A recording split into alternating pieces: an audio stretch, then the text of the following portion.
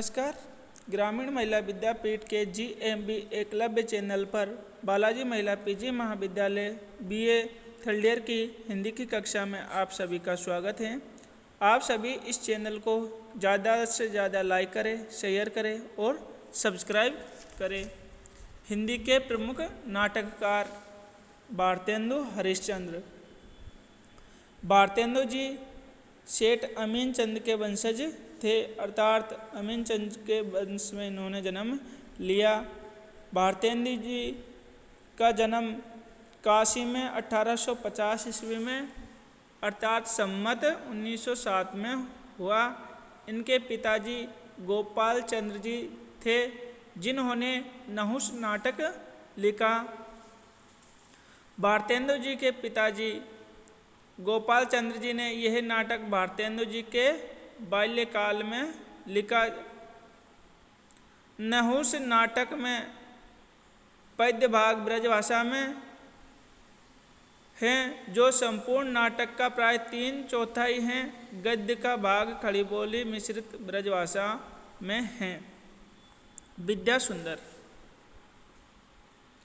रत्नावली के उपरांत भारतेंदु जी ने बंग प्रदेश में प्रचलित विद्या सुंदर के कथानक को लेकर एक नाटक की रचना की। इस विद्या सुंदर नाटक में नांदी सूत्रधार को स्थान नहीं मिला। ये नाटक बंगला के विद्या सुंदर का छायानुवाद है, अतएव उसी बंगला शैली का पूरा निर्वाह किया गया है।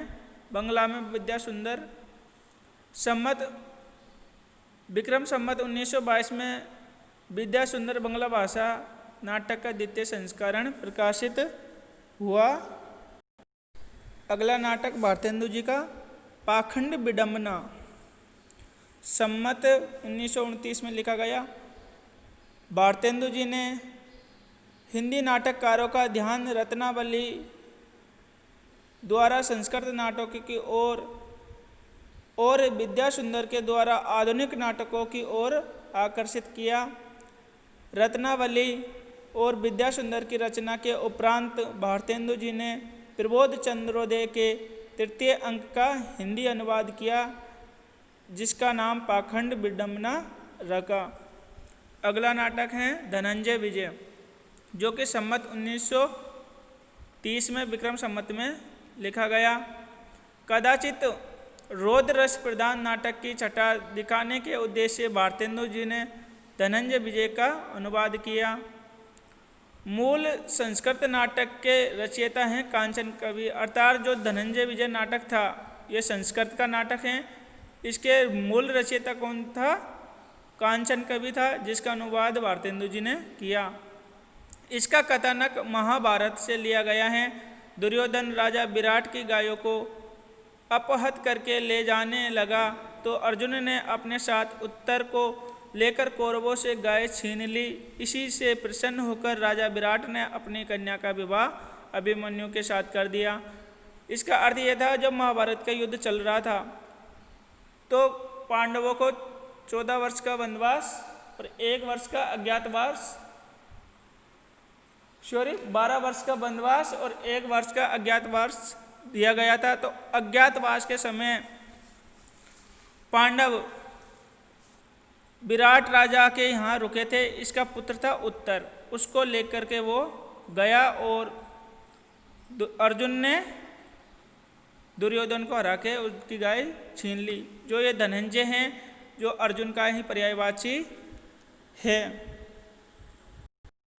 वैदिकी हिंसा हिंसा न भवति, ये भी सम्मत 1930 विक्रम में लिखा।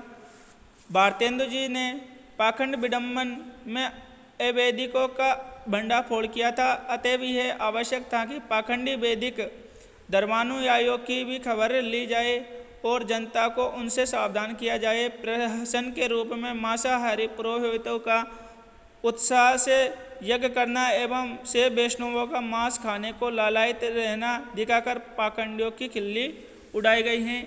इसका अर्थ यह है कि वैदिक हिंसा हिंसा ने बरती, अर्थात एक और तो पंडित पुजारी ये कहते हैं कि वेदों में ऐसा लिखा है कि हिंसा नहीं करना चाहिए, जब कि ये स्वयं ही हत्या करवा के और खुद मांस खाते हैं। अगला है प्रेम योगिनी। ये संवत 1932 विक्रम में लिखा गया।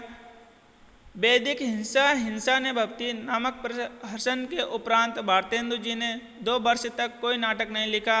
संभवतः काशी में होने वाले पाखंडों, बाह्याडंबरों तथा अनर्थों का निरीक्षण करते रहे और अपने ही नगर वालों का भंडाफोड़ करना था। मुगल सराय स्टेशन पर पंडों की लीला आज भी जो की त्यों बनी है। आज के लिए इतना ही। धन्यवाद।